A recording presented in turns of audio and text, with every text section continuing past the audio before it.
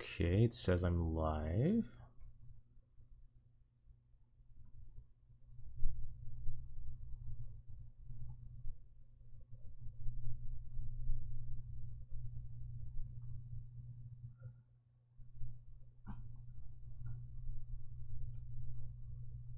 All right, working on it. Hopefully.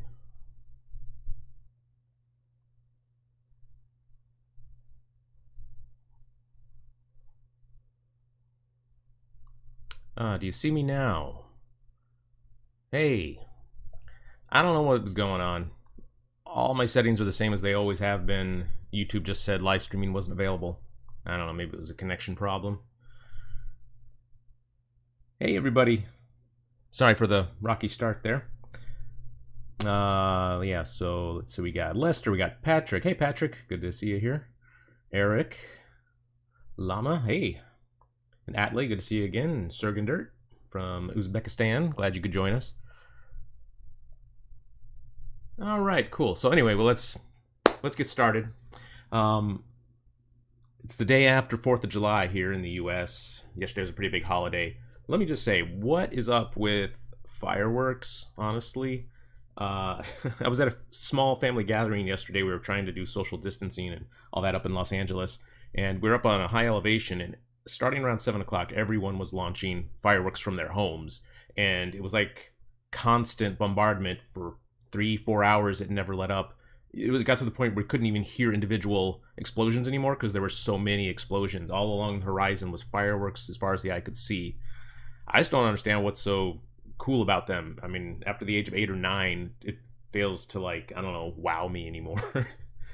I don't know. I just don't get it, and it scares the heck out of all the poor dogs and cats in the world. Anyway, that's my little rant. So we're going to be continuing today to finish the Norman Rockwell caricature that I started last week. At least I hope I get to finish it. I got a good start on it last week, and the purpose of doing a study of a master's work, of course, as a reminder, is just to learn about their method, to try to recreate whatever ingredients helped make them a good painter. Like, hopefully some of those lessons will rub off on you through osmosis just by trying to replicate that look. You sort of figure out what you have to do and what colors you have to choose in order to achieve the same kind of aesthetic. And let's see. Oh yeah, you guys are dealing with that too. Started 3 days ago. The fireworks. Yeah, it's been slowly ramping up, but it was crazy in LA. I think part of it was because of official fireworks everywhere were canceled because they didn't want people to gather in large groups to watch them. So everyone like bought black market illegal fireworks, and they're illegal here in California. And these were like the large stadium filling, professional fireworks. I don't know how people afford or are able to obtain these. No, I don't really have a view of the fireworks from my. Well, we actually could. My wife could see the fireworks in our local hometown. They did still do them here, but I was up in Los Angeles, a couple hours away, and we're up on my brother's place, who has a decent view of Los Angeles. Yeah, every time fireworks go off, you imagine money being blown up. It's just such a weird way to spend money. So anyway, let's go ahead and take a look at the drawing screen. Oh, you know what? Actually, what I wanted to do first, I recall last week I didn't get a chance to show this. I forgot about it, but I actually recorded the original drawing process of the sketch, because I sometimes do things ahead of time to get ready for the stream, and I thought people might be interested in seeing them. So let's go ahead and switch.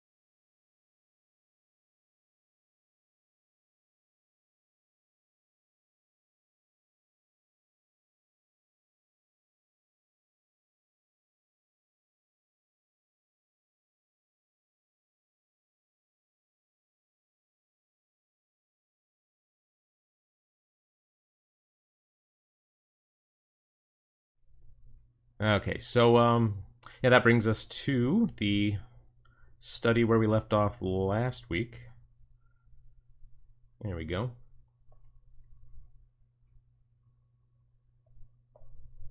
A slight Larry David vibe to him, yeah. Something about the attitude, and maybe the likeness too. But anyway, let's go ahead and get started. Let's not waste any time. Let's pick one of my various brushes over here. Let's try the... Well, you know, I set up a couple Norman Rockwell brushes last week. I think they're at the bottom here. Yeah, there we go. And these are just like my normal paint brushes, just with a slightly heavier canvas texture added to them to try to maintain that canvasy feel.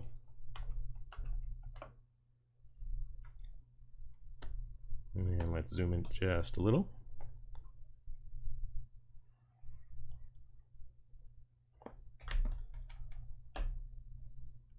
Okay, and I had started at the forehead and I was working my way down the side of the face, and I'm trying to keep the global light patterns in mind here and not get too distracted by the individual light shadows, but I'm trying to keep my mind wrapped around what's happening overall, from light to dark, from the top of the head over here on the upper left down to how dark it is on the lower right.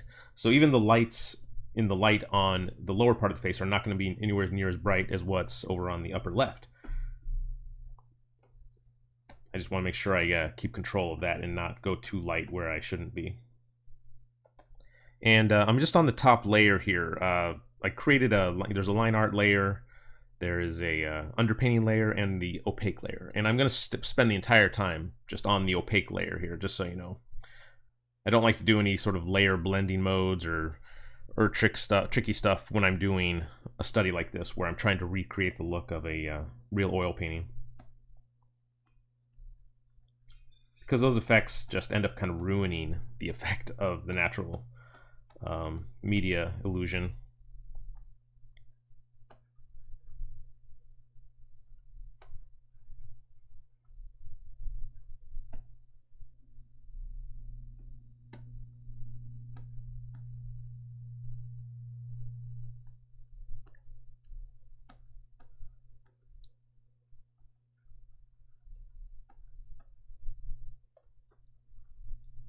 Hey Antonio, welcome.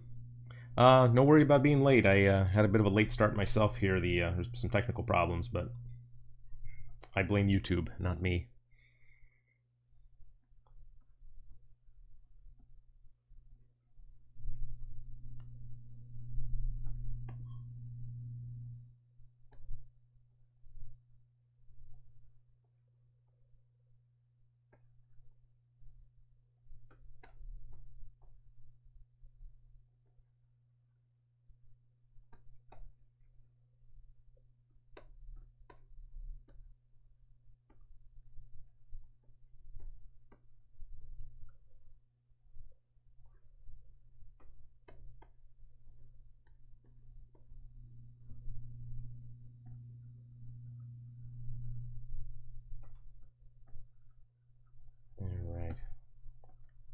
And I wish I could promise this would be more exciting, but, you know, doing final touches, or, well, not even final touches yet, we're not to that stage. But painting can sometimes just be sort of, you know, not that fun and to watch happen. I try to make it entertaining and go, you know, quicker if I can. But yeah, if you have any questions along the way, feel free to let me know. No question is wrong or stupid or anything like that. If you don't understand anything or want me to expand on something that you see me doing, you want me to talk about it, just let me know. You guys help make the stream better with your input.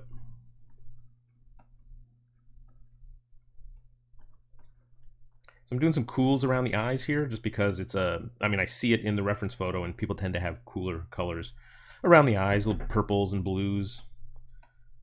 Not sure exactly why that is. I mean, that must have something to do with blood flow and, I don't know, the tissues underneath the face. Do I use a Wacom tablet? Yes, I'm using one right now. I'm using my Cintiq 22-inch. It's a basic model. It doesn't have like touch sensitivity, just the pen. I didn't really want, or felt like I needed touch sensitivity. You know, I didn't need to use my fingers, just because I was afraid my fingers would sort of, like on an iPad, how they sort of accidentally move things when you don't want them to, and I wanted to avoid that.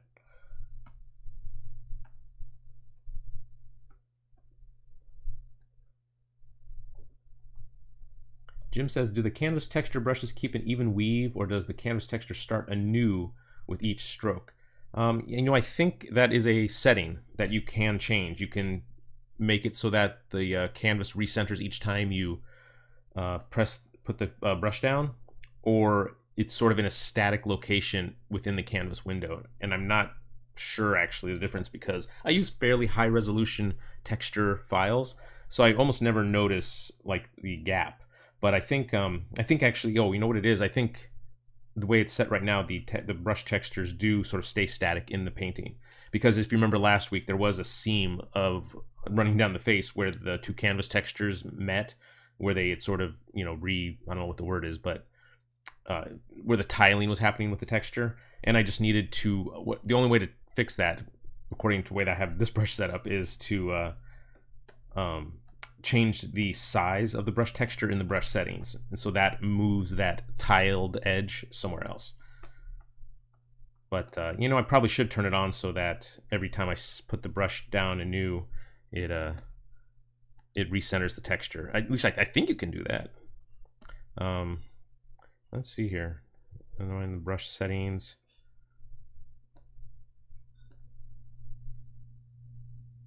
I don't know, maybe you can't do that. Oh, texture each tip. Maybe that's it. So, no, well, it changes the brush texture when I do that, so I'm not sure if that's it. I'll have to play around with it a little more, and I'll let you know if I figure that out. Because it would be nice to not have to ever deal with those tiled edges of the canvas textures again. Because it sort of breaks the illusion of the texture you're trying to create when you have a repetitive tiled texture showing up. If you use a texture file that's really low res, that will become even more obvious, because the tiles will be even smaller on the painting.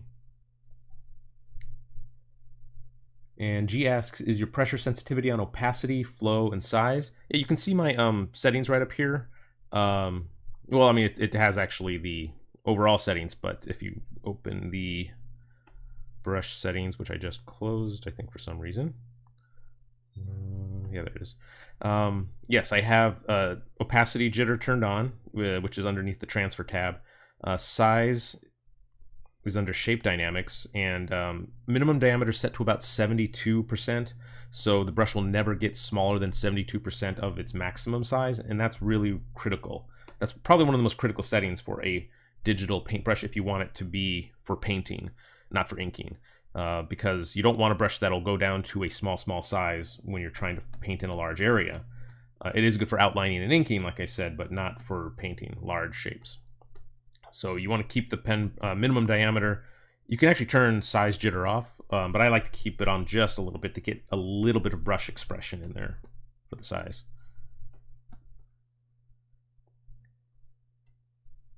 And and flow, I think, is flow jitter turned on? I think it is.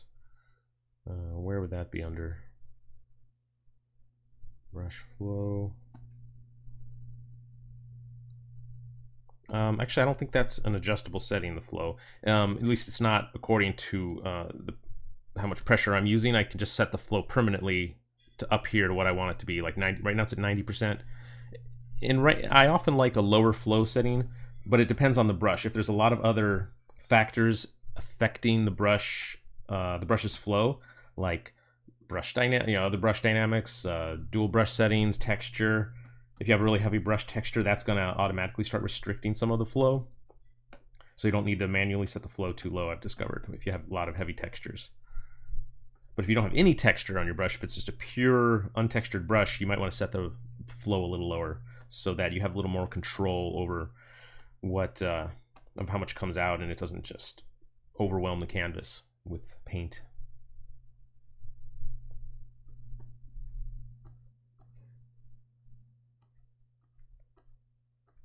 So I've got a streaky brush on right now too, so it creates a little bit more noise. Sort of looks like that.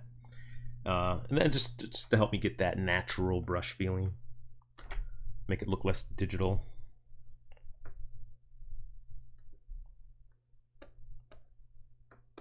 Because when you work on a painting over just a longer period, you tend to render, blend, smooth everything out. And if you smooth everything out too much, it's not going to look like a natural painting anymore. Because there's, I mean, if you look closely on the original reference photo, there are some hard edges here, like especially in the highlights. And I might have actually gone a little too far in my blending of the highlights if I want to keep it, make it look a little bit more brushy. I can do some harder edges here. So I painted some darker, pinkish color back into the highlight area. And now I'm going to paint back over it with a harder edge brush. So it'll feel more like it was a heavy bristle brush that I just laid down and didn't overblend it.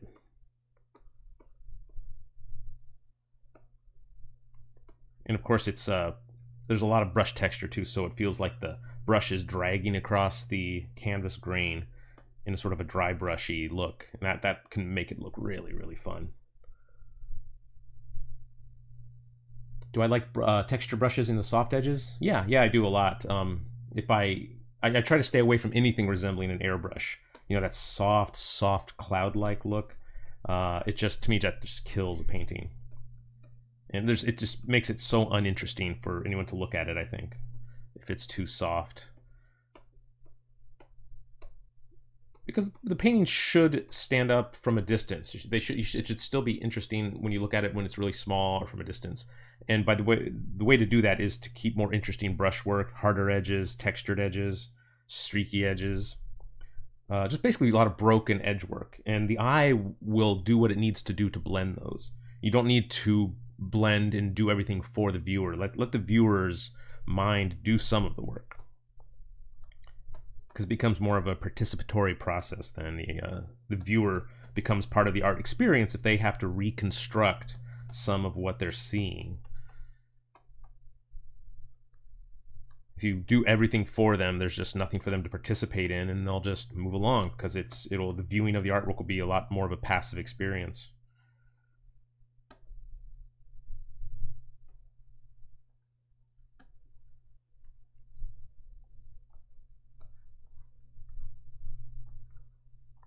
Thus, I think having any kind of broken edges that have texture in them or streakiness, it just allows multiple colors in an area to show through.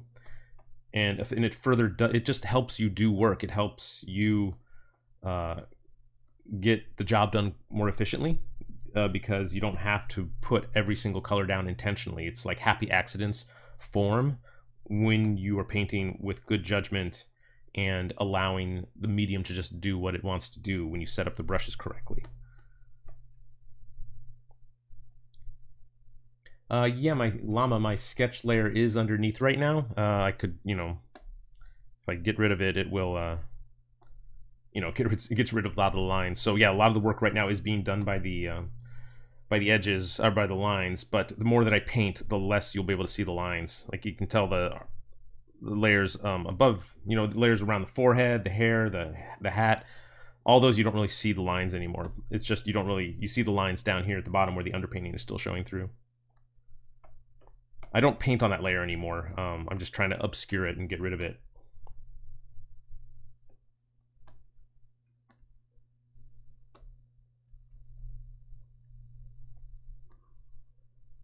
Okay, let's go a little redder on this nose here.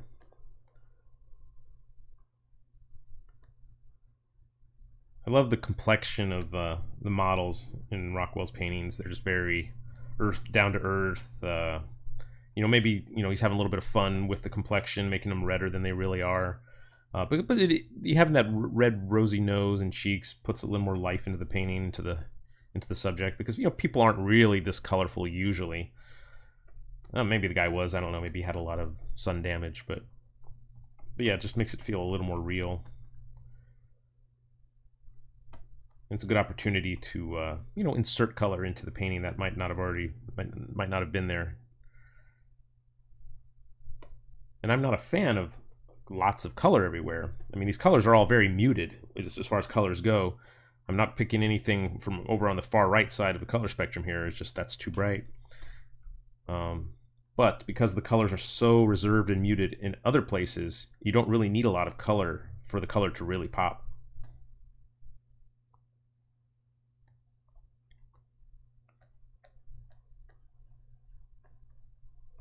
But I'm trying to maintain a critical eye too. I don't want it to be, if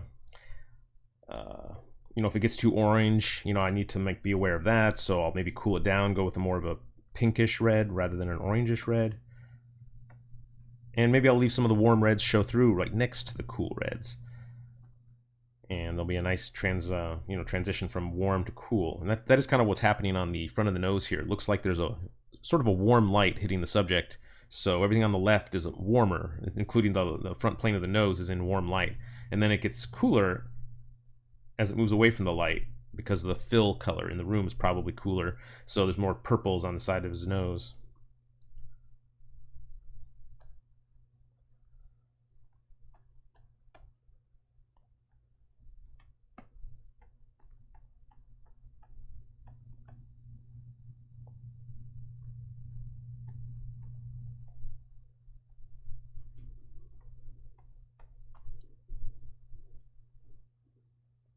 Hey, Long John, thanks.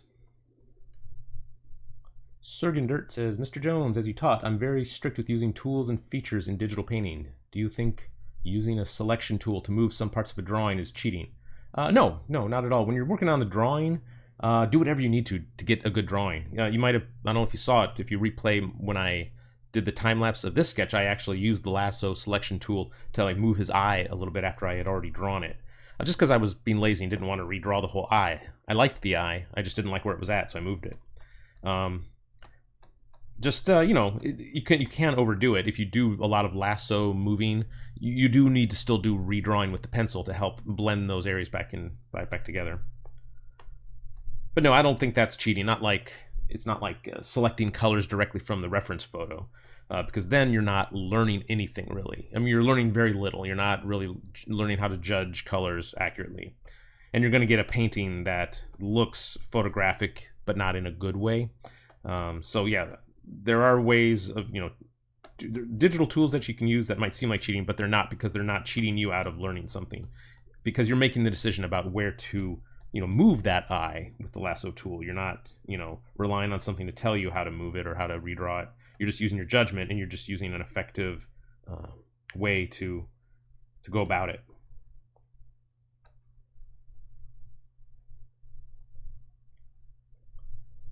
G says, do I use the same brush for different edges? Sometimes. It depends on how good the brush is. This is a pretty versatile brush right here. I can press really hard with it and get a fairly smooth, even covering. Or if I use it really lightly, there'll be a lot of texture. So you can see I press really hard here and the canvas texture almost disappears. And then if I press real lightly, so you got a lot of texture. So yeah, it's a pretty versatile brush, but I can't use it for everything. If I use it for everything, it will get a little monotonous. So I do switch brushes a bit throughout a painting, because I don't want every area to be equal. I don't want every area to be just as interesting as every other area. Some areas have to be a little quieter and not steal so much focus. And I might be able to do it with a brush like this, depending on the colors and the values and how hard I press, but I'll probably find that I need to switch brushes soon.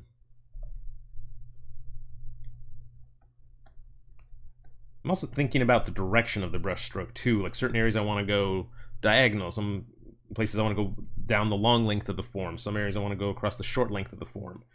And it just depends on what kind of edges I'm going for and the contours of the area that I'm trying to define. So I often will run the brush over an area in the direction that I want people to think that the form is. Like if I'm trying to color a cylinder, I'll try to do the cross contours of the cylinder to let the brush strokes help tell some of the story themselves, and not just the values and the edges.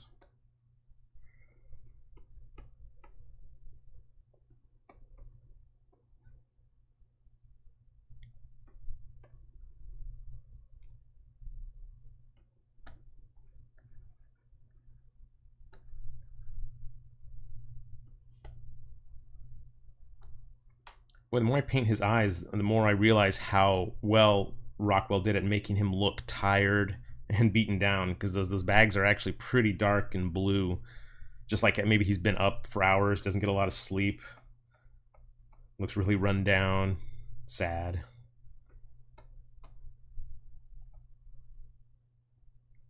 Let's actually focus in on this eye for a little bit too. I'll zoom in a little bit more. And I'm going to switch brushes to something maybe that's not quite so heavy on the texture, because I want to do a little bit more refinement here. But if I find it gets too smooth and too refined, I'll probably go back and lay some textury, canvasy brushes back on top.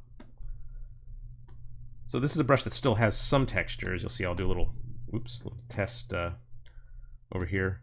But it's more of a, like, I don't know, a powdery look. It's not really a heavy texture, not like a canvas. If I were to use a totally smooth default Photoshop brush at this point, it would really stick out. It just wouldn't be compatible because I have everything else is just all texture everywhere you look. So I don't want to reduce the texture to nothing, but I want it to be not quite so distracting in an area like this.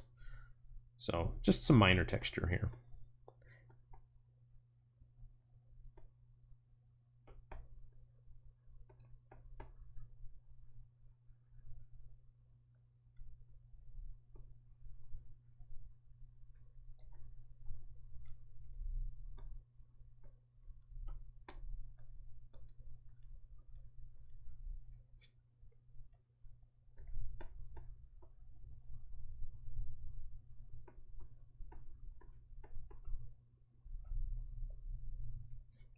Llama asks, do I prefer digital painting over painting on paper? Well, I don't generally like painting on paper, unless it's like gouache or watercolor maybe, but I paint on canvas generally, but that's probably what you meant. No, I prefer painting on oils on canvas, and on watercolors and things like that. Oils is probably my all-time favorite. But I usually paint digitally mostly because it's very, very convenient. And it's quick and easy. I don't have to worry about how long it's going to be before the paint dries on me. So I can do a painting one day and then stop it for 3 days and then come back to it and pick up exactly where I left off without any worry about having to repaint over an area that I need to reblend. Because the oil paints, you really have to strategize about when you're going to stop and take a break, when you're going to stop for the day and come back to it the next day, because oil paints do dry, especially if you use any kind of mediums. Certain colors dry a lot faster than others. And for certain types of painting, you don't want it to dry on you too quickly. And there are things you can do to extend the drying time as well, but I don't really like to mess with too many mediums, just because it throws another variable into the process that sometimes it has its own learning curve and might end up doing more harm in the long run. So I try to keep pretty natural with my oil paints, and just do them in a quick amount of time. And sometimes I spend 3 or 4 days, or sometimes more, on a painting, but rarely, because I just want to get everything done while it's still wet and I can still blend some edges.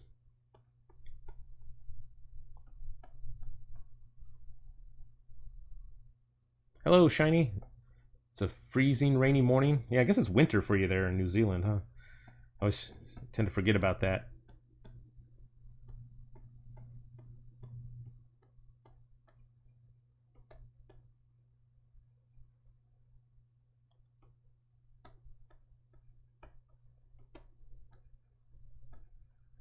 See, there's too much light in this eye right now. I need to darken the white of the eye a bit. So I'm trying to keep the overall global lighting pattern in mind here. And if I make any spots that are too bright, they'll look out of place. So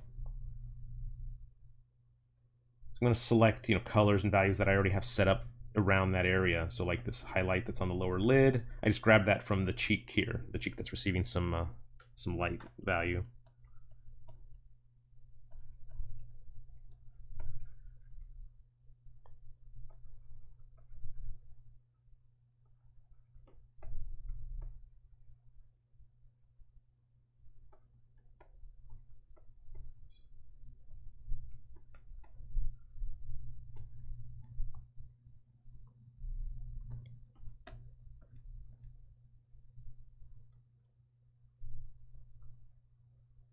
Another question here. How to add more colors to a painting that does not exist on the reference photo to make them more painting look? That's sort of a decision, or that's a technique that you develop, I think, when you have more comfort with color, and from working from life in particular, working from a lot of live models, you get to see what happens and what kind of colors happen in real life. and it informs your decision making when you're working in the studio from a photo or from a black and white photo. Um, there's since you have to train yourself to be a better decision maker when it comes to color. So there's no one formula to say how to do it the right way. It's just based on the situation. It's based on your color preferences as an artist in general, and the mood you're trying to set up, and the lighting that you want to try to imply is on your model. If you don't have a good reference photo, if you're inventing the colors, but you get to learn certain. I wouldn't necessarily call them formulas, but certain things that ring true that you can reuse over and over.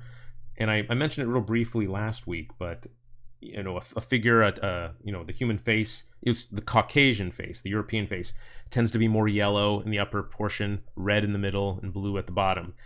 It's a bit of a stereotype. It's not true for everybody, but Rockwell is sort of doing that here. The blue on the lower part of the face isn't quite as obvious, but if I were to push it, it wouldn't look out of place. It wouldn't look too wrong because, men generally have stubble.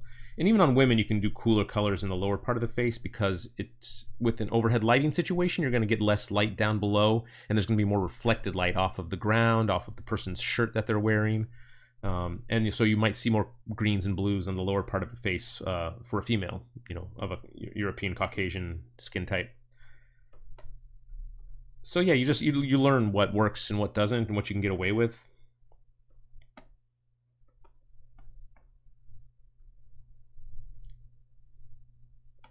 And there's some artists you can study to look at their works more to get better at color or to get more inventive with your color. So look at like Nikolai Fechin, the Russian artist, who did a lot of crazy cool color notes throughout the face. He exaggerated the colors a lot, but the paintings still really work and hold together. And along that same line is one of my old teachers, Jeff Watts, who is he's a big disciple of Fechin and is inspired by him in most of his paintings lately. And he does a lot of that color exaggeration, where he'll put more colors in the painting than are on the model, but they look fine. They look really good. They just add a lot more drama to the painting and a lot more mood, and his edge work is just amazing. Jeff Watts. Fechin was pretty rough, I think, and I think Jeff takes what's good about Fechin and makes it even better, because Fechin's work can be a little dry brushed looking, a little too textury and rough. Fechin would do weird things like, at least this I heard this from Jeff anyway. He would try to strip all the oil out of his paint by putting it on a cheesecloth or something, and so that when he tried to brush paint with them, with these colors, there would be almost no oil, and it would just be like a dry brush effect that would drag across the surface, because that was the look he was after. But to me, it's a little harsh. It looks a little bit too much. It's too much texture everywhere, and too much of the white canvas is showing through in a lot of places, and that to me is really distracting. There's a lot of canvas showing through here, but it's mostly still in the underpainting. I'm trying to cover up most of the white of the canvas. I do like underpainting colors to show through. This is why I'll do a warm underpainting or a cool underpainting sometimes, and use a brush that lets some of those colors show through, because I like the vibration of colors that happen when they're viewed together, like from a distance.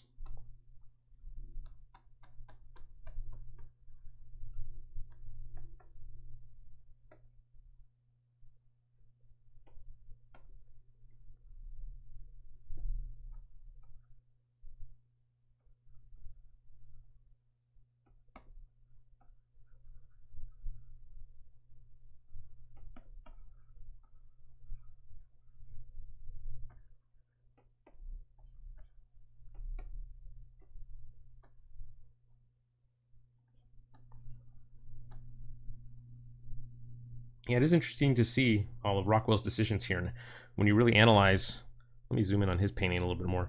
When you analyze the colors that are happening in the painting here, on the original, you see, man, there are a lot of colors I might not have necessarily chosen for myself in this painting. But I'm trying to recreate what he's doing, so there's a lot of unexpected cool things that I'm seeing happening, and it's gonna hopefully be a lesson that sticks with me when I paint on my own, doing my own work. Lessons about how you can get away with a lot more cool colors than you might have normally thought, just because look, Rockwell did it and it worked. Of course, it works because everything is working all together. Just isolated by itself, it's hard sometimes to get a successful lesson from an artist. You know, in a vacuum. You don't want to just take one aspect of what works about an artist and then try to reproduce it in your work without understanding the whole process about what that artist is trying to accomplish. So, you know, it works because, you know, he has certain color choices of, you know, happening elsewhere in the painting, or you know, there's little notes of green and ochre in the face, and I don't really maybe have that as much yet because I haven't really keyed in on it. If I were to key in on just that and just put weird ochre colors without regard for what's, you know, what else is in the painting, it, you know, might look out of place. Or it's like you're trying to just gain, if you try to gain just one lesson from an artist without taking into account the whole picture, it's it can be deceptive and misleading, and you might come away with it being actually not better for the process. You might actually be a little worse for having tried to do it. I hope that makes sense. Maybe I'm just rambling now.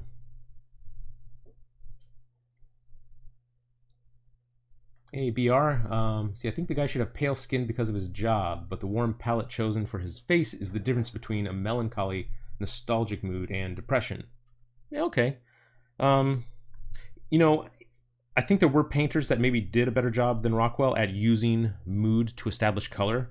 Rockwell was still pretty realistic. I mean, he did use color in, you know, in service of the overall mood in many cases, but not to the extent that a lot of other artists might. So I wouldn't expect it from him, you know, just knowing his work. I mean, he's going to be essentially a realist, you know, using realistic lighting, realistic coloring, especially earlier in his career when he was like this in the 1920s, when he wasn't maybe as confident or as experimental. But if you look at someone like, who's it? Jones, Jeffrey Jones, who later became Catherine Jones. He was sort of ended up being a like, I think, like a logical successor to Frazetta, but Jones did like a lot more moody color work than Frazetta ever did, and interesting color spaces, interesting moods set up even just by the brushwork and the isolation you feel with some of the characters. You know, he came later. She came later than Rockwell, of course, where people were being a little more experimental, like in the 60s and 70s and 80s. But yeah, you know, you could say that about Rockwell, how the colors could be more melancholic to express that mood. But I think he does it more with, Rockwell does it more with expression, facial expression, body language, and to a certain extent the colors. But I think more the body, because, you know, he's basically trying to reach a broad audience here and have his paintings be instantly readable. And you know, if he were to do something that was like all blues and greens, it wouldn't look necessarily as realistic. But there were people that were doing it at the time, like Dean Cornwell, for instance. Great color sense, and he was doing stuff like, you know, paintings all in green, but they still look very realistic because it was a wide range of greens and there were some variations within it. But and he came actually, you know, right around the time, a little before Rockwell, I think, actually. But they overlapped.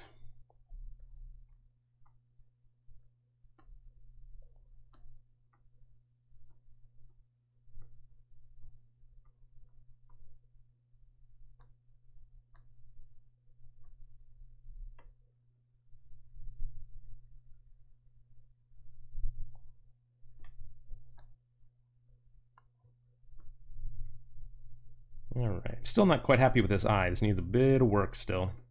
I think there's too much blue here in the eye. I'm going to make it a little greenish, a little warmer. Let's see. Actually, maybe I'll get a yellowish, orangish color to overlap it, or to mix with it. A little darker.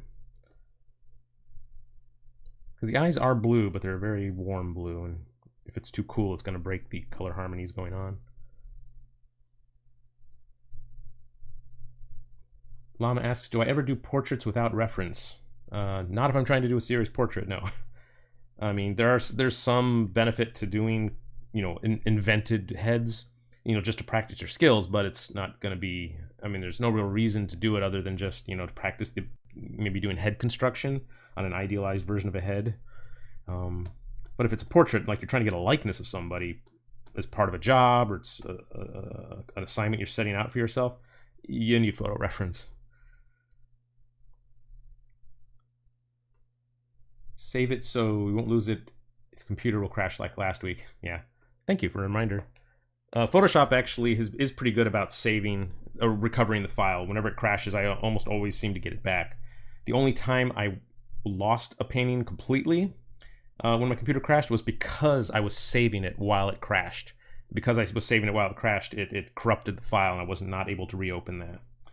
But any other time the computer crashes, when I try to reopen Photoshop, it's there again, thankfully.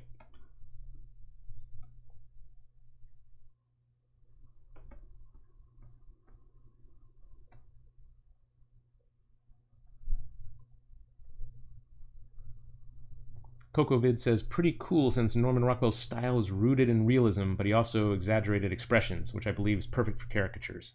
Yeah, he's a big inspiration for a lot of caricaturists, I think. And I wrote an article once for our Caricature magazine for the International Society of Caricaturists about how Rockwell could be considered more of a caricaturist than a portraitist in his illustration style. His caricatures are very subtle, but his figures are definitely exaggerated.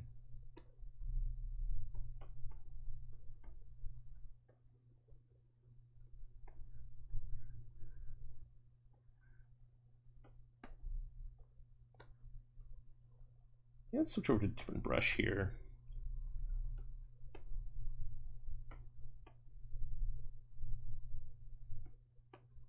This one is still a textured brush, but it's like, yeah, a little more, just kind of a fuzzy brush with not a hard edge and not a soft edge, but it's somewhere in between.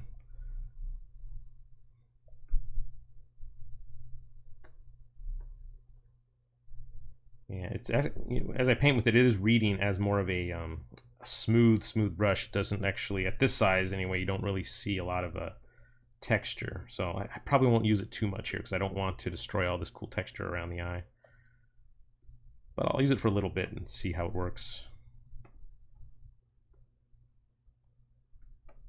I just don't want it to start looking digital and fake.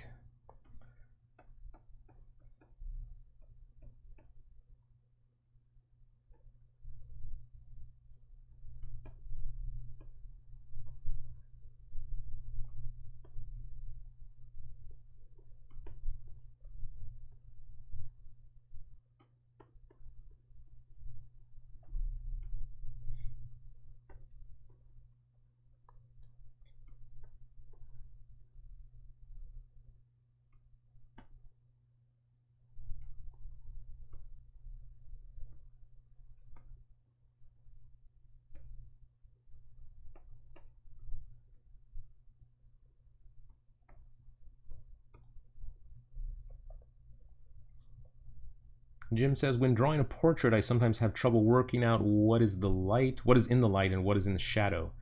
Is the side of the nose in this painting part of the lights and halftones, or is it shadow? I would say it's in the halftones. It's a good question because that's a decision you sort of have to make when you're looking at your model or looking at your reference, and you need to sort of push it either one way or the other. If it's sort of in between, if you can't really tell if it's halftone or shadow, you need to make an executive decision basically. And I've decided that it's not, the side of the nose is not as dark as what's happening, say, on the bottom side of the jawline and cheek.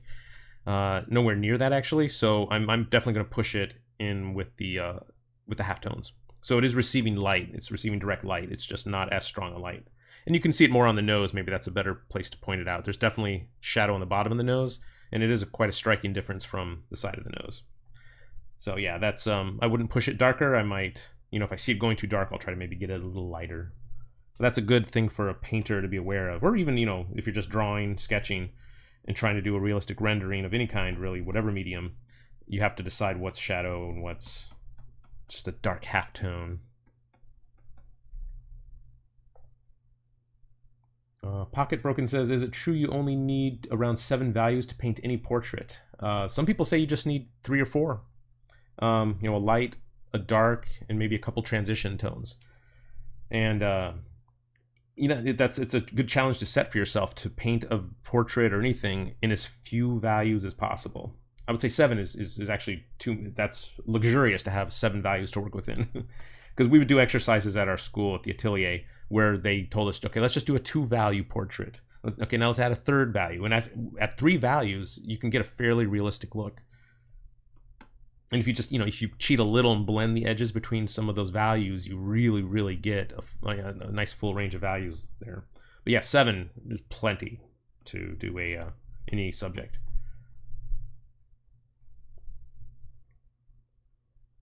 Shiny says, I know you don't use colored pencils much, but what brand do you have? Just being nosy. I don't know. I think I have Prismacolor. Just because that's usually that's the most popular brand here, and that's usually what's available. I might have some other ones, like, I don't know, I might have some German colored pencils that I heard that somebody used once, but I haven't used any in a long time, so I couldn't really tell you for sure any other brands that I might have.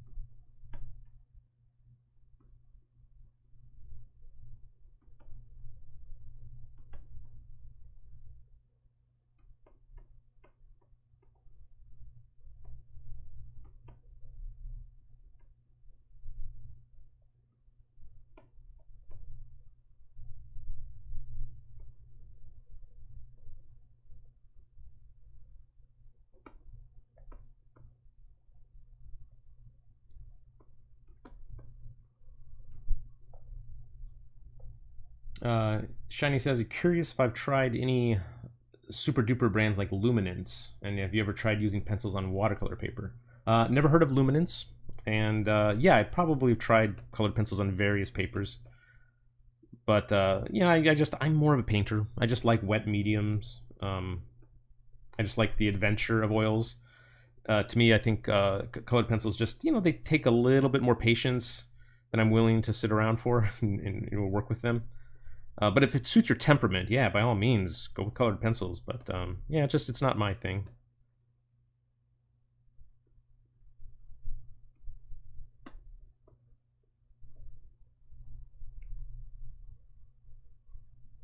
G asks, do you advise to do digital painting in black and white first to learn more about values? Yeah, definitely. Any time you're trying a new medium or trying to master a medium or get better at it or even learn how it functions, just the basics of it, work monochromatically, because that just takes color out of the equation, so you can focus more on the medium itself and learning what you have to do to mix things the right way. I mean, it's especially valuable for oils and watercolors and gouache, any medium, any physical medium especially. Just learn monochromatically, because you'll learn a lot about how the paint handles, how much thinner you need to mix in to get certain effects, and yeah, it can be very informative, and I definitely always recommend that.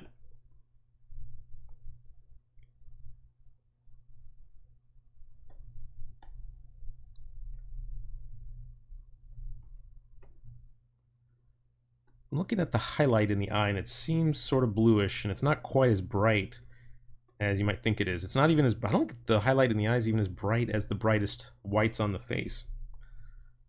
So I'm going to just add that in here, but yeah, that's actually a little too bright. Let me dim that down a little bit. There we go. I want it to read like a highlight, but I don't want it to be, I'm trying to learn what Rockwell did and why he did it. And maybe because he doesn't want, the eye to pop out too much, perhaps. Just wants it to be more cohesive and fit in with the rest of the painting.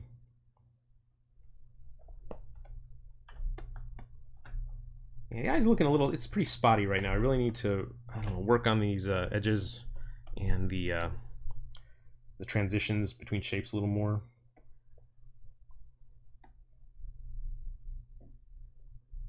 So I'm switching brushes again here. I want to get something a little more grainy. That's actually not terribly grainy, but let's see how this brush works. I'm trying to pull colors from other areas of the painting into this area so it doesn't quite look so foreign. Because I did put some blues and some ochres in here just out of nowhere. Because I did kind of see them in the painting, but if I don't relate them to something else in the painting, they're going to stand out too much.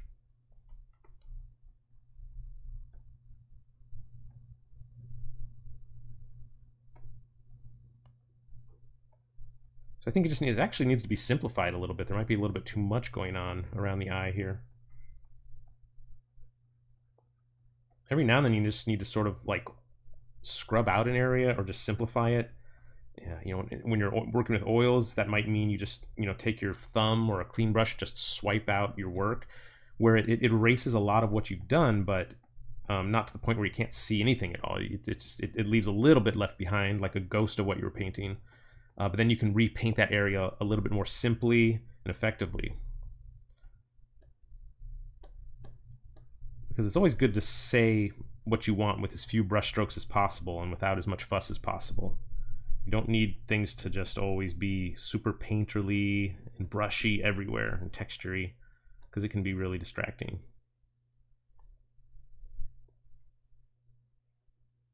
Like, I never try to wow people with fancy tricks or cool textures or impasto or anything. I just, you know, I don't like technique-y paintings.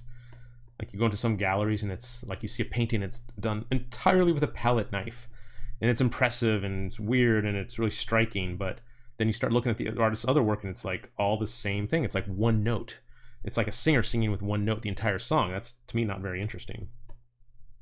I like different textures, different, you know, variety of treatment of the subjects. I don't want to think that this painter is just painting formulaically. He found like a secret or a key to like an interesting look and then sticks with it, because to me that's not real creativity. It's just finding a hook or a gimmick.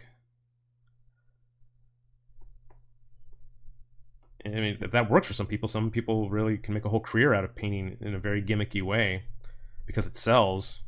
And I guess I don't begrudge people for finding a way to make a decent living in art, but I want to find a way to make a living and make paintings that are interesting and unexpected each time I pick up the brush. I just want to serve that painting in that moment. I'm not doing it overall for a to achieve a Court Jones look. It's just about making an interesting painting that people want to look at and stare at.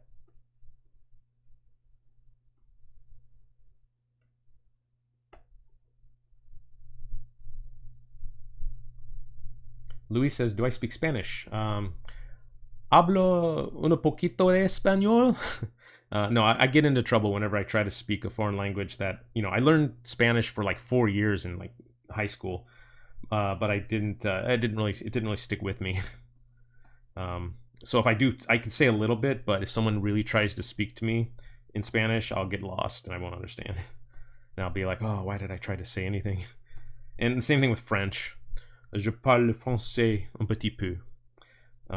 And I tried to use my French, you know, on my honeymoon when I went to France, but yeah, one of two things would happen. The you know, the waiter or whoever it was I was talking to would just give me an English menu because they could see I was having trouble, or they would, or what would be worse is if they actually tried to speak to me in natural, fluent French, and I would not know what they were saying, and I'm like, why did I even try? I should have just asked if they speak English.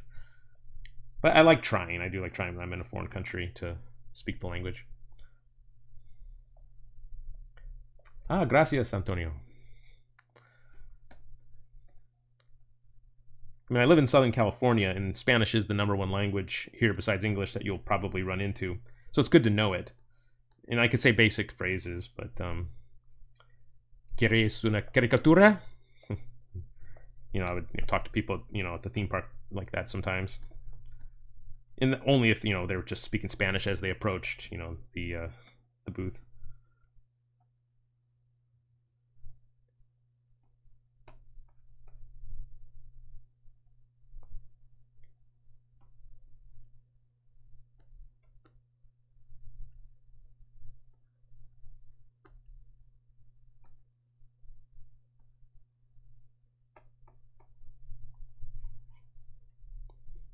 Hey, thank you, Luis and Juan.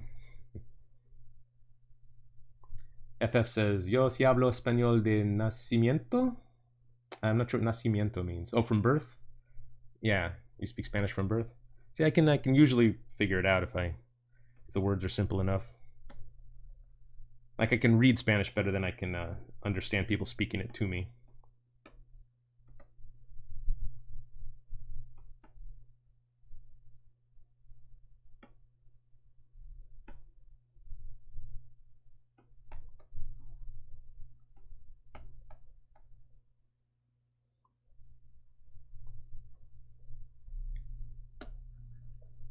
I see that brush is too smooth. I need... So I'm going to get back to my textured, streaky canvas brush here. Oh, thank you, Antonio. Gracias. Yeah, when I learned Spanish in school, most of my teachers were native Spanish speakers, so I'd pick it up from them, and thankfully we didn't have some gringo teaching us Spanish with bad pronunciation. So pinche gringo.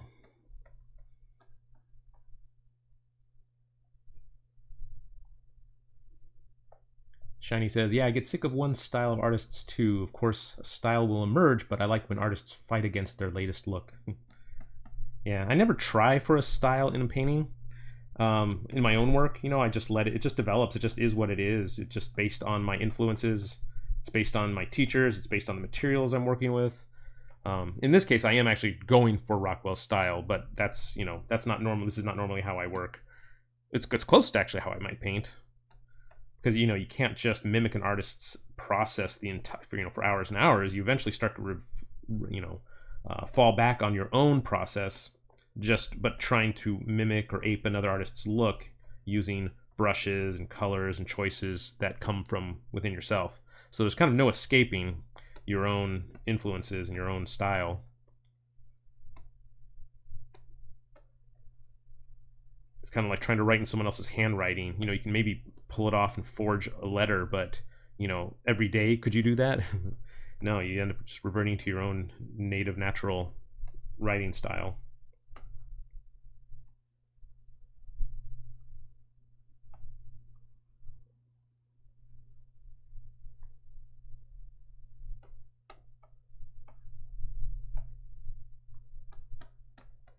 There's a lot of just little niggling things I'm doing here, and it's to build up a certain look. It's not an immediate gratification type thing where you can just pull one brush stroke and like it's there all of a sudden. So it's this is unfortunately, this is kind of a lot of what art is. It's just plugging away, just getting that pick and shovel out and just digging and working until it eventually looks like something.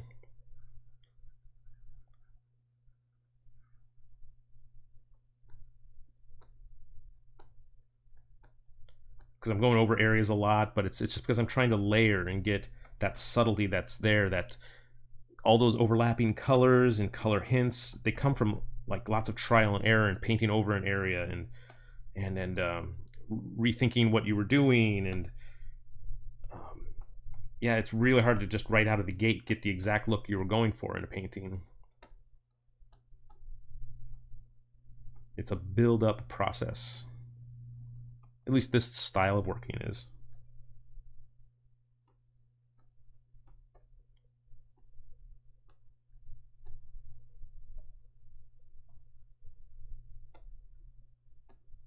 See a little bit of purples even on this side of the face, or on the side of the nose here. And if it's too strong, I'll knock it back. And yeah, I think that's a little too strong of a purple. But you can do that in painting. I think you can lay down a color, sort of a strong color. Maybe that's too strong for an area, and then paint back on top of it and knock it down, make it a little bit more subtle. But the hints of those colors that inspired me to put that purple in there might still show through. And that's what I mean about like layering and just building up. Okay, I need to go a little bit warmer on top of this here. Maybe that's too dark. There we go, that's a little better.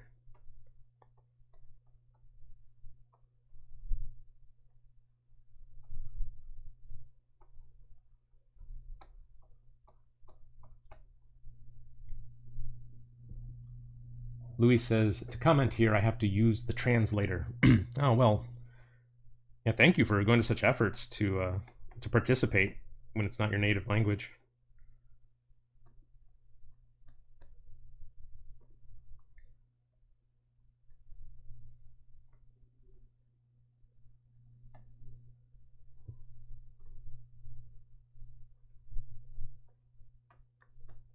in my head I'm trying to formulate in Spanish what I want to say to Luis, but it's hard because I don't have the vocabulary. Espero que tú no, see, I can't even, yeah, I can't think of how to talk properly. I hope that you still get a lot out of this, Luis, just even visually without understanding every word.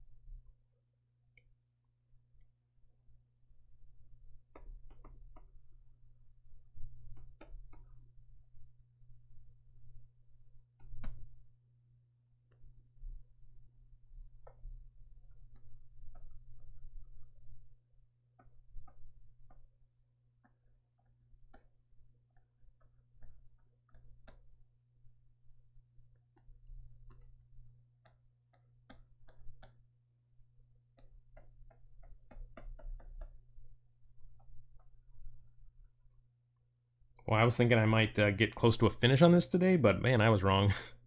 I mean, I'm still on the same areas that I started on at the beginning, but this is honest painting. I could try to go faster, but it wouldn't be true to my actual working process when I'm trying to recreate something like this for you guys. And I think that's valuable to see, even if it's not as as fun to watch. If it just takes it can be kind of dreary sit and watch paint dry, but this is how it works. This is how, if you want to get a certain look. And I maybe could be a little more efficient about how I'm working. They say it takes longer to do a painting if you make more mistakes. Just do it right the first time so you don't have to go over an area multiple times. But that's the trick, is doing it correctly the first time. You gotta really figure out the exact right value, the exact right color, the exact right shape. And that's true alla prima painting, when you don't go back over and have to correct anything.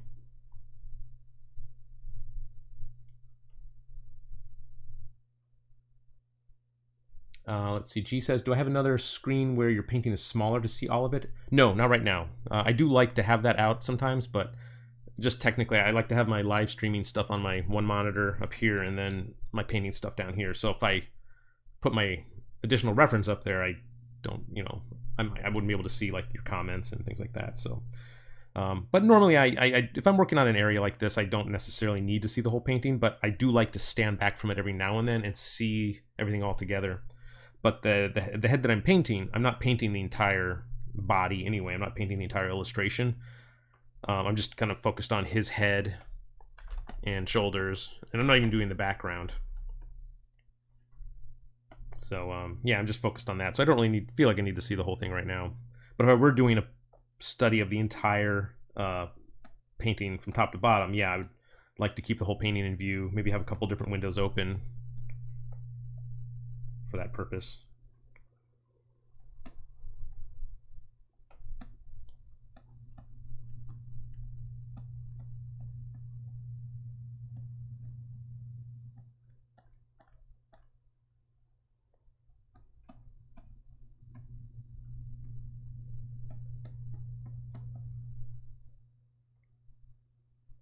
Eric asks, as you paint, do you find yourself slipping back what you see instead of the caricature that you're inventing?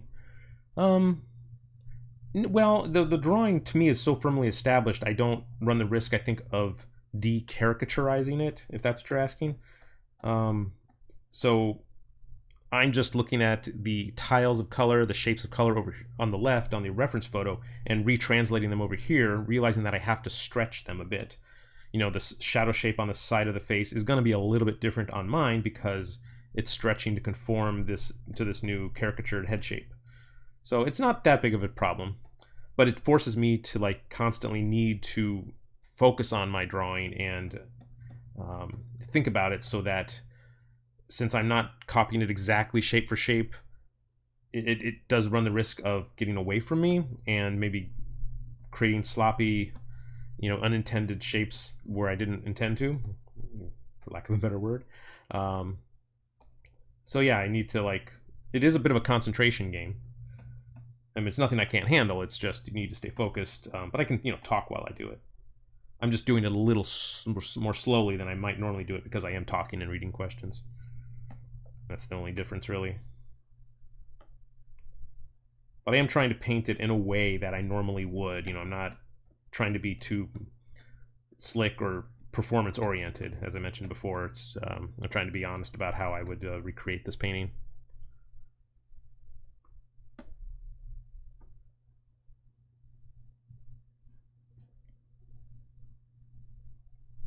Shiny says, this is inspiring me to paint today. Yay. Been waiting ages to paint my wall at my desk, so I'm not starting at white. Today is the day. So I'm not staring at white. Going for a warm, creamy honey color. Cool.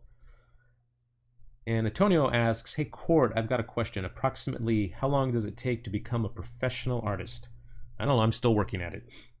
It's different for everybody. I mean, as soon as you sell your first piece of art, you are technically a professional artist. So I imagine most of you have sold something, whether it's to a friend or a family member, or someone out on the street. I don't know. But to be able to survive to be a working artist where you do nothing but that, that really differs for everybody. It depends on your situation. It depends on your skill set, but also it depends sometimes just on luck, being in the right place at the right time, or having the right person see your artwork on social media or on your website. Then they'll contact you because they like something you did. One of my first big jobs was doing a cartoon bunny rabbit for a band that was just getting started, and they were just friends of my brother at the time. We were all in college, and the band ended up being fairly successful, and they ended up using it on their artwork, on their merchandising, and that was a pretty good thing for me.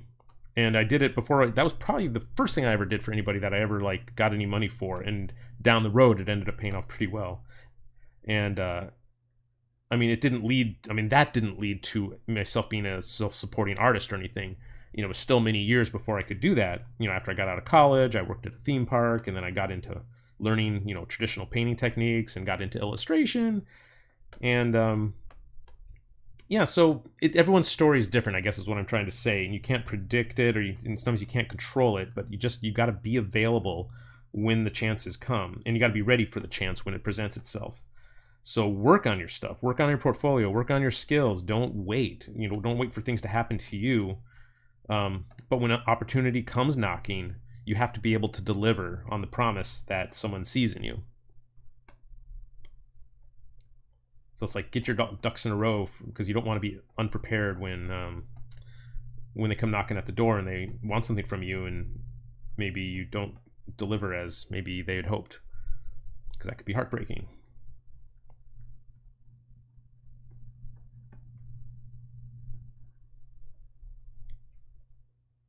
Bruce says, came in a little late. Love the effect of that unfinished sketch, color, and texture look. How far are you going to take this piece? Well, I'm just going to try to finish everything that's in this particular window. I'm not gonna do the entire body, but I just want to finish that. The head, the body, the head and the shoulders. So I don't think I'll do another live stream on this unless you guys really, really want it. I'll try to finish it on my spare time and then show you the finished result. Because at a certain point it becomes like, okay, he's just painting by numbers. Really, we get it. So.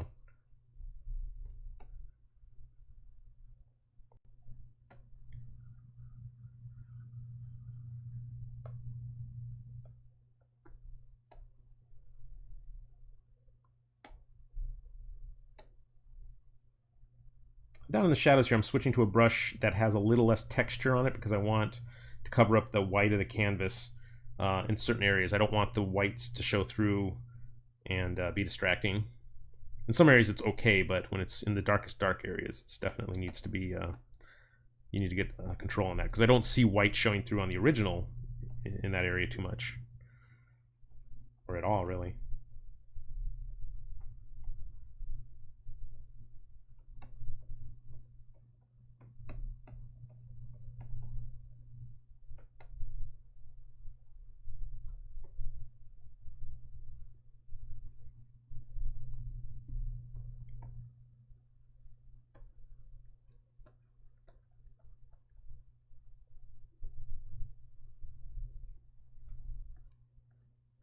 I mentioned it last week too, but there is a subtle highlight, or I'm sorry, a subtle outline around a lot of his shapes. Like where he uses the Mars violet or warm brownish, purplish color. And up close, it looks a little cartoony when you see it like this, but when you pull back, it really helps it pop against the background, I think. And that's not necessarily something I would choose to do in my own paintings, because I always think, oh, if it's a painting, it shouldn't be outlined. It might look too cartoony. But you know what? That's what made a lot of Rockwell's paintings jump out at you and be successful. So I'm doing it here because he did it.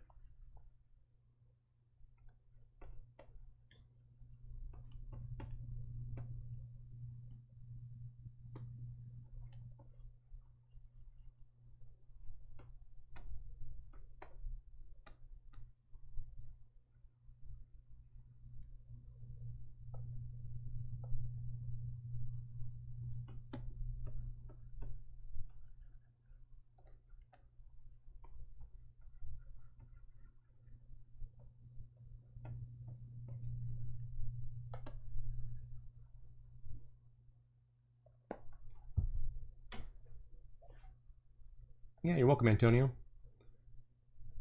German asks, "Hey Court, before quarantine, do you do still life or drawing for practice, like drawing the people you see on a restaurant?" Um, yeah. Well, I've never been one of those artists that sketches out in public, really. Where I sit with my sketchbook and secretly draw people around me. I just don't do it. I don't know why. I just whenever I'm out and about, I have an errand or I'm doing something. I'm not really thinking about drawing. And so I don't really do that. But I might take pictures of people that strike me if I have my camera with me, and maybe I'll do sketches or paintings from them at home. And like on a vacation, that's really good to do. I think like when I was in New York, catching New York street life or people on the subway. There was, I think, someone I sketched or painted on a sub. Yeah, I did a portrait painting of someone who I found on a subway once, and I just took their picture with my camera kind of down low without looking like I was taking a picture. And I did a portrait of him, and it ended up winning an award for a local portrait group I belong to. So that was kind of cool. It ended up being a good choice.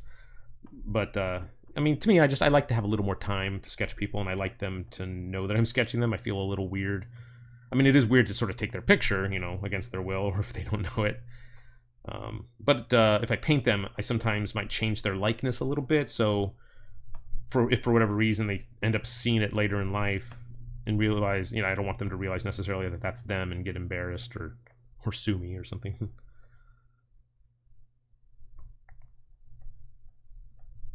Still lifes, though, I love getting a chance to do those.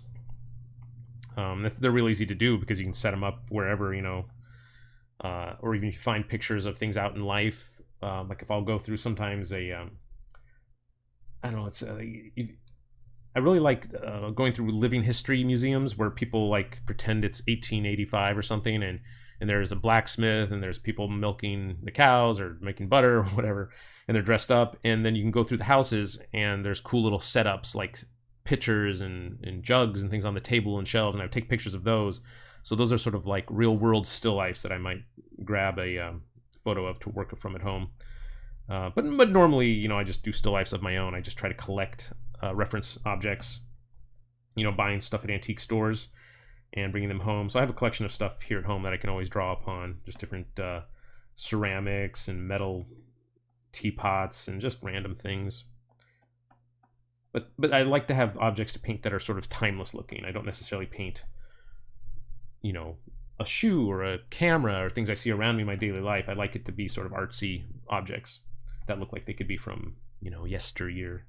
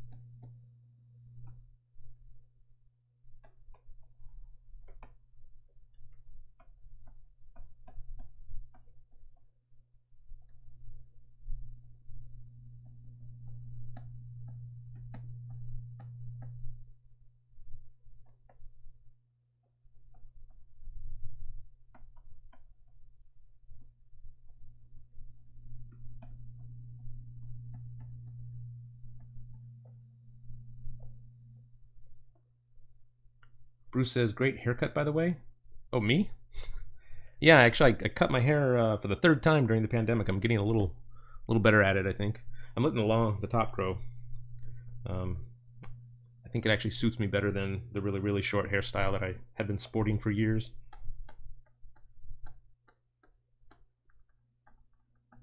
I do need to buy, if I'm going to keep cutting my hair at home, I do need to buy a cape, though. You know, one of those barber capes that they throw around your body, because I'm always getting it.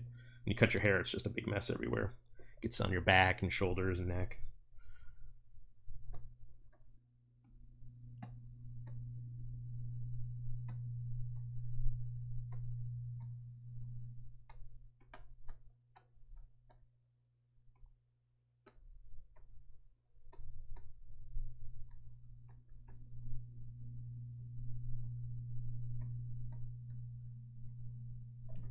Let's zoom out. I like to zoom out every now and then to see how things are looking from a distance.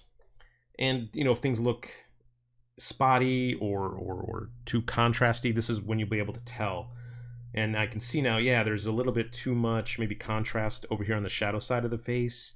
That's something I need to address. And so I might zoom out a little bit more when I'm painting for a while, just because you tend to lose the big picture if you stay zoomed in just too long.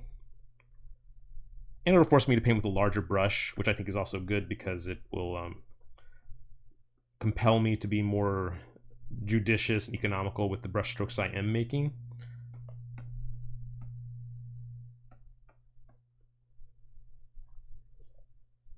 Shiny says, I remembered you saying Mars Violet is good for the underpainting. Bought a Mars Violet skin tone and a dark chocolate pencil in the Derwent drawing line.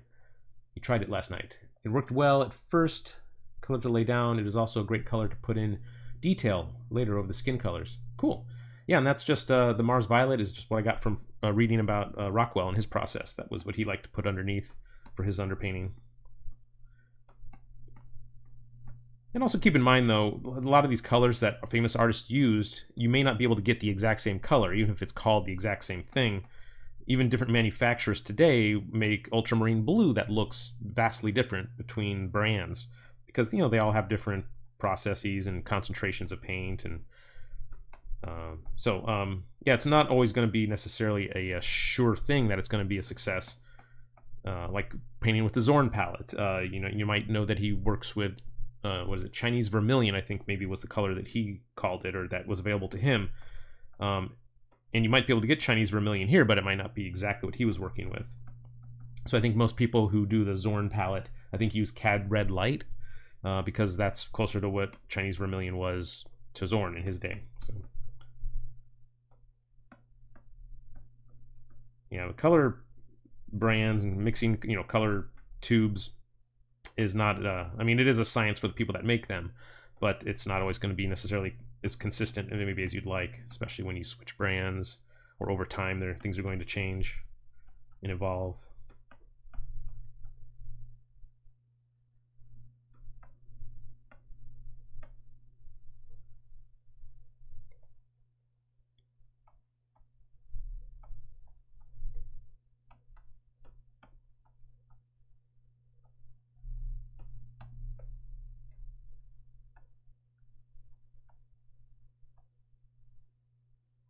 As you can tell, I'm ignoring the eyeglasses. In fact, I've totally painted over the eyeglasses on this side of the face just because I want to get the underlying structure down first, and then I'll paint the glasses on top of them and then try to blend them in. The risk of doing it like this is that the eyeglasses might end up looking more pasted on and cut out, but that'll happen if you don't blend the edges properly.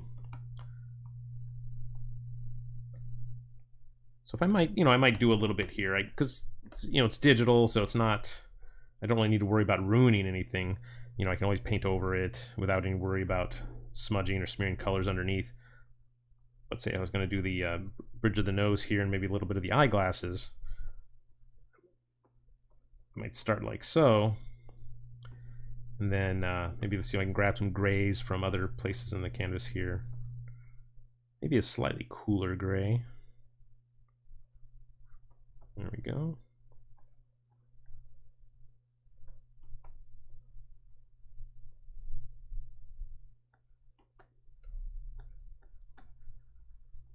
But then I might spend some time blending in, like right at the wing of the nose down here at the bottom. The nostril sort of blends in with the eyeglasses. I mean, the edges sort of disappear right here. And that's just the way to prevent looking like the glasses are pasted on as an afterthought.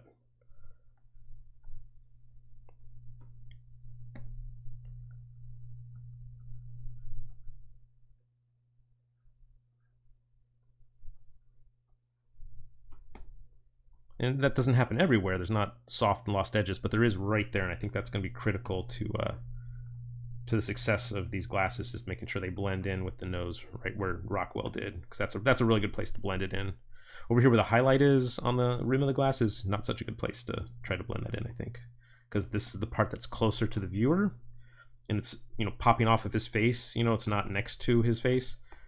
Whereas down here, the rim of the nose, the rim of the glasses are actually touching physically the skin of the nose.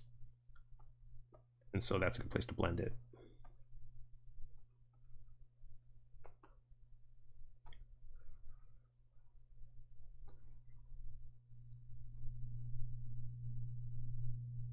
Eric says, if you can't find a barber's cape, just clip a trash bag around your shoulders. Yeah, I guess so. Shiny says, it's fun to pinch an idea to run with mostly for motivation, but that color is really good. Well, good, I'm glad you like it. That would be a funny cartoon, Eric. Court's girlfriend cutting his hair. Then it's a bad job if he's all ready to take out to the curb. Well, my girlfriend cutting my hair. My wife might not like that. No, my wife doesn't want to touch my hair. She's worried she might ruin it. But I'm like, yeah, it's okay, you know. It's pandemic time. Nobody's really going out much. Doesn't matter, really. If you end up fouling it up, it'll grow out. She actually asked me to cut her hair, which is basically just, you know, a straight line because it's, you know, long. So that'll be a little easier than cutting mine, I guess.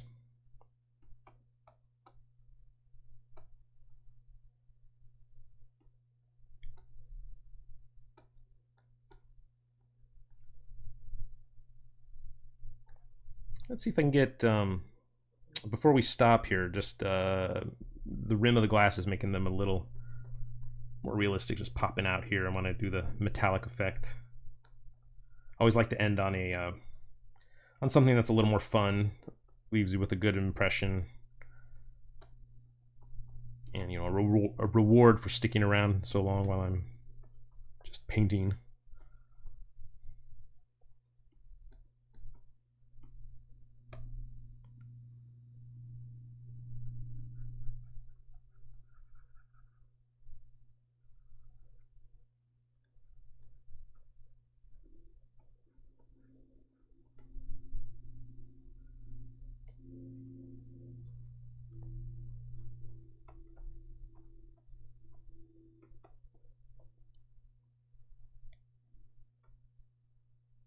Would I do the glasses on a separate layer? No, not at all. There's no reason to, and it might be actually be harmful to do that, because I really want them to feel part of the painting. I want them to feel like part of the same world, and you know, you can definitely still give the impression of blending an edge on a separate layer. I mean, it would look the same, but it just gets more complicated then, because then I have to worry about, oh, what layer am I painting on again now? And there's no real reason that I would need to, because I plan on keeping these glasses where they're at. I don't need to edit them out later. You know, if this was a job for a client where they don't know for sure, maybe if they wanted to keep the glasses, yeah, maybe I'll do them on a separate layer for practical purposes. But for artistic purposes, it's not really necessary.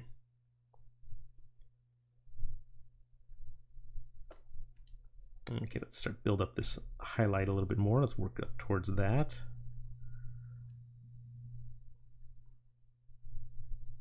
Hopefully getting the shape right there. Actually, they look a little too wide. I'm looking at these now.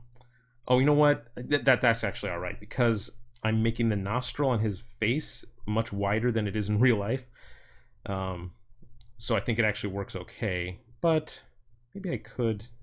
Yeah, maybe I'll bring it down just a little bit. And Jim, you're probably wondering, like, you know, would you want to do it on a separate layer just for, you know, in case you mess up? Well, it's like, you know, yeah, I see it now and it's like I want to change it, but it's not that big a deal. Like, I can just repaint what I, you know, make some of those I made those decisions and I know how to get back to it, so I can paint back over it with real no worry about it being, it's not any great tragedy to have to repaint over an area. And in fact, it helps serve the overall purpose of making it look like a natural oil painting, because there are things that happen when you paint back over an area and it's on the same layer. You might not erase every speck of paint. You might have some remnants of paint or color left over, or you might be reworking the brush strokes in a way that kind of is different from before. But that's what happens when you paint on a real canvas anyway. If this was on oils on a real canvas, I'd be doing this exact same thing. And I want that look. I want the look like it was painted by hand on one layer. And the best way to do that is to just paint on one layer. I know a lot of people get freaked out about, about painting on the same layer because they're worried about the very issue of being able to change things on the fly. But if you're going for this kind of look, I would say go for it. Don't worry about that issue. Because in the end, you'll actually get a result that's, I think, more true to life and looks more naturalistic if you treat it like a painting during the entire process, if you treat it like a natural painting the whole time.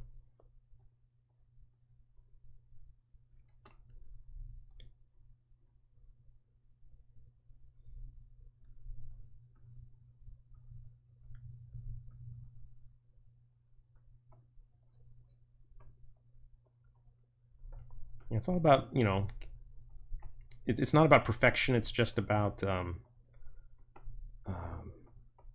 being true to the subject and being just painting it in an honest, straightforward way without trying to fool the viewer, I guess. And the little remnants and little messy touches that might happen from overpainting just, I think, add charm and uniqueness to the painting.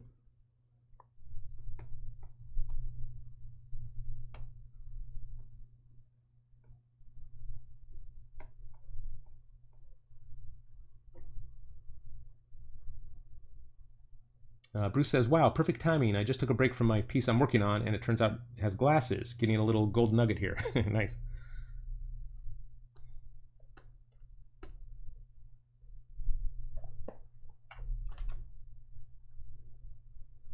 Okay, just kind of building up and building up to this highlight. It has to be done just very, very simply and economically. And when I say economical, I mean just without a lot of fanfare, without a lot of fuss. Just trying to make the right decision from the first stroke.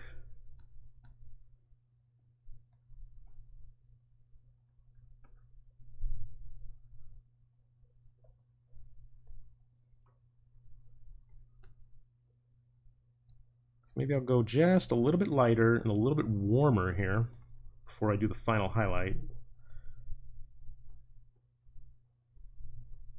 Because the final highlight's going to be more cool, but I don't want it to be just all cool bluish highlights or cool metallic colors. I need a little bit of warmth in there, because there's warmth on his face that the metal frames would be picking up on. It might be reflecting some of the red from his cheeks or his nose.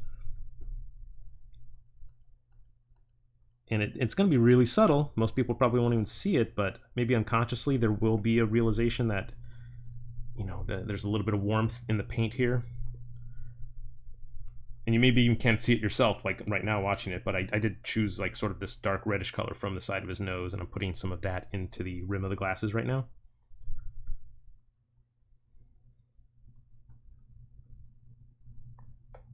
Okay, now let's go for those highlights. So I'll select a kind of a purplish blue, and I want to still have it have some color in there, but it's going to be brighter than the highlights in the eyes for sure, because that's what I see happening.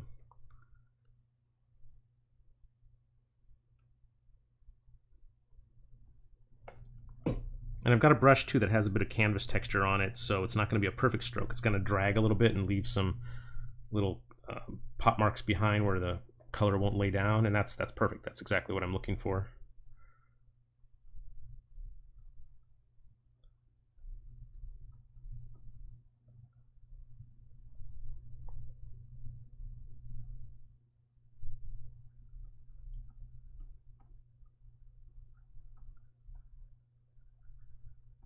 I'm not going to worry about the side of the glasses so much, but since I've got this color here, I'm going to just throw a little bit of that highlight on the arm of the glasses at the corner here. All right, I think it gets it just a little bit lighter too down here, a little bit of a lighter gray on the bottom rim. And then it gets darker again over here. So I'm never going to get exactly what Rockwell got regarding all the brush strokes. I'm just trying to get the flavor of it. There we go. Let's pull back now and see what I got. Yeah, that feels pretty good. And the lost edge here I think really helps. It helps connect the glasses to the face. And your eye sort of finishes that off. It finishes the connection without having to describe it perfectly. I think the eye area, the eye bag, still needs some work. It's a little muddled in there. Maybe a little bit too much going on. I'm going to try to simplify it, I think. And I don't know. I haven't decided yet if I'm going to finish it off camera or maybe do another live stream on it. See, Luis says, what do you think of people who say that digital painting is bad because it was not done on a canvas or with a real pencil? Yeah, I think that's real. I mean, people are entitled to their own opinions. Some people think a certain type of art doesn't have as much value as another, and that's always going to be true. You know, I personally don't like, you know, abstract expressionism. It's not my thing. It doesn't make me passionate. I don't feel anything for it. But I think it's legitimate, and people have a right to do it, and it speaks to some people, and it makes them feel passionate, and that's great. It would be nice if other people respected other artists' choices. You know, to me, the only bad thing really about digital painting is you don't have an original to sell someone, and it isn't perceived as valuable because you can make multiple copies of it and there is no original technically. And that's just more of a business financial decision more than anything, because if you do, you know, Rockwell's pieces have a second life. After they're used as an illustration, they can be sold. The original can be sold and you can own it, and you can own a piece of history. And that's, I think people are responding to that when they say digital art is bad because there's no original to hold on to. What does it mean? It means nothing. And then there are others who say digital painting allows you to cheat, so it's not real art. But there's no real way to, I mean, there are ways, yes, you can cheat. There are tools that make the job a little easier and maybe make there be less artistry in the final result, such as selecting colors from your reference photo. That's just a practice I don't like. But just because you select colors from your reference photo, if you do that, it doesn't, you know, you can still get a beautiful painting that no one else could do. Meaning, you know, there's no one single way you're going to cheat that's going to make you a brilliant artist. So I still think no matter what you do in digital art, it's still legitimate, it's still valuable, you can still learn from it, and you can still inspire people with its beauty. So I don't know what you might tell those people, just other than to show them good artists